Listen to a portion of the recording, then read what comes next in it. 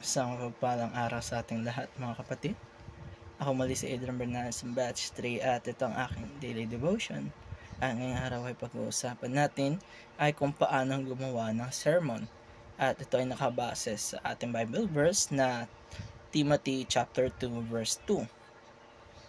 Ang Bible verse natin ay sinasabi dito na preach the word, be instant in season, out of season, reprove, rebuke, exhort with all long-suffering and doctrine.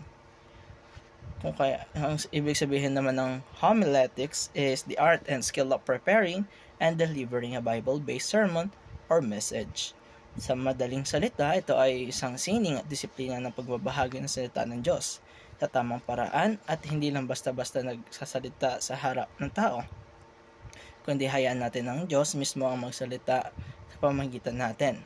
Ito ay hindi ordinaryong speech o motivational talk lamang. It is a sacred task, isang banal na gawain, at ang goal ng homiletics ay hindi lang basta ma-impress ang tao, kundi maabot ang puso, mapakain ng kaluluwa, at mailapit sila kay Kristo.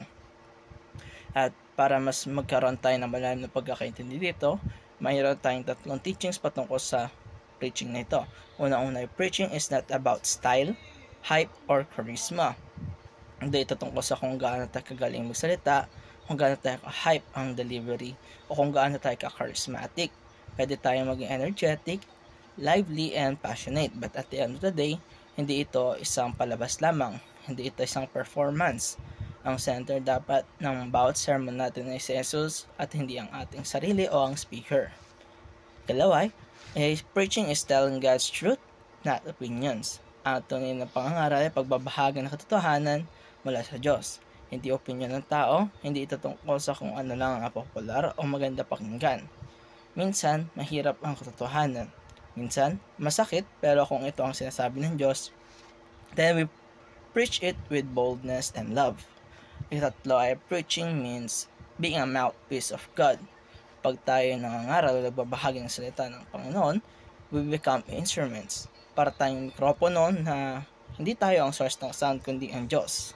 Ginagamit lamang tayo ng ating Panginoon para makarating sa mga tao ang kanyang mensahe. Kung kaya mga kapatid, we always need to be in tune with Him in prayer and in His Word. Ngayon naman, paano natin ito ma-apply sa ating buhay o sa pang-araw-araw natin pamumuhay? Unang-una, listen to God first through His Word and prayer. Bago tayo magsalita sa tao, tayo ay makinig muna sa Diyos. Basahin ang Biblia, magdasal, at tanungin siya, Lord, ano ba ang nais mong sabihin sa kanila o sa akin? Hindi lang dapat galing sa ating utak ang sermon, dapat galing sa pakikinig sa Diyos. Kalawa ay speak from the heart to reach the heart. Hindi sapat na magaling lang tayo mag-English o may malalim na outline. What touches the heart is a message that comes from a place of sincerity, love, and conviction. Kung galing sa puso natin ang ating sinasabi, mas makakarating ito, mas makakonect ang mga puso ng makikinig sa iyo. Itatlo ay rely on the Holy Spirit for empowerment.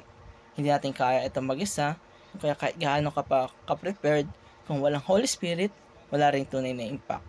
Kaya habang naghahanda tayo ng sermon, habang nangaral ka, and even after natin magsalita, ask for the Holy Spirit. Siya ang magagabay sa atin at siya ang tunay na kumikilos sa ating mga puso at sa puso ng bawat isa. Kaya dito nagtatapos ang aking daily devotion. Maraming salamat sa panonood.